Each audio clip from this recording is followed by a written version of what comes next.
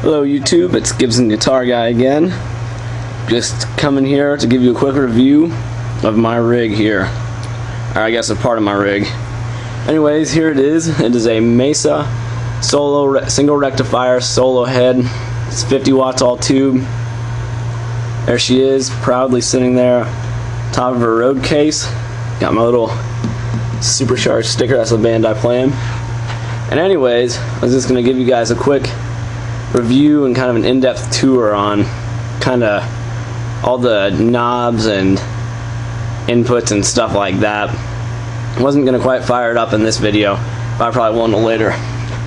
Anyways, let's check it out. We've got your power on, your standby, which you guys probably know what that does, but flick this on to let the tubes warm up, and that goes up whenever you're ready to engage. You got your solo level, which this is actually a cool feature, but I've got my foot switch back over there, and what that can do is it's got like a built-in, it's a boost, and I think it's cool that Mesa has this all built-in, sorry, and well integrated. But so the output, this is just basically the master volume of the entire thing, and this thing has two channels, as you can see. This is the clean one, this is the more distorted one, and each channel has their master volume, and as you can see, I've got the clean turned up a lot more than the distortion, just because it doesn't quite cut through the mix as well. And the rest of these through here are pretty much self-explanatory, kind of a tone thing, but your presence, bass, mids, trebles, and gain, which is also self-explanatory.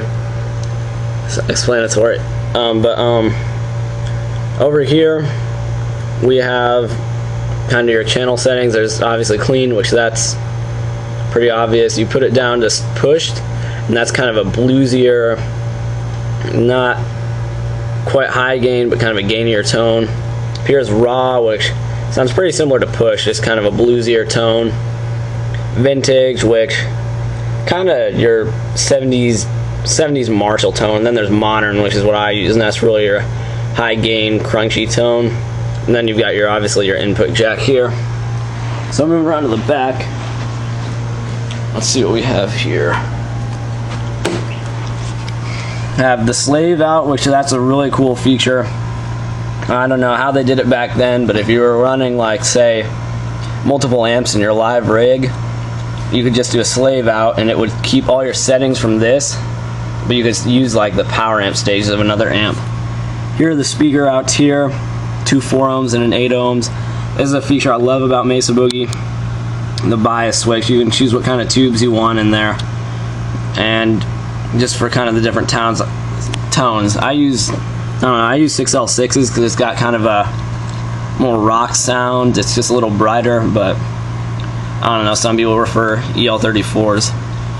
Also over here I have your effects loop, which I know a lot of people are always like, yeah, you don't need an effects loop, just a, you know, kind of pointless, but I completely disagree. Like, I went into getting this amp thinking, yeah, I'm never going to use the effects loop, but lo and behold, about a month later I got a delay pedal, which really, it's a game changer. I love delay pedals, it sounds awesome. And that uses the effects loop and it sounds great. So glad I got an amp with an effects loop. Over here, just if you don't want to use the standard Boogie foot switch, you can get different ones from off-brands, but I don't really like that, and it's just the solo engage and the channel changer. And if you don't have a foot switch, you can change the channel here, your fuse, and there's where you plug in your power supply. Anyways, here's kind of the back with all the tubes.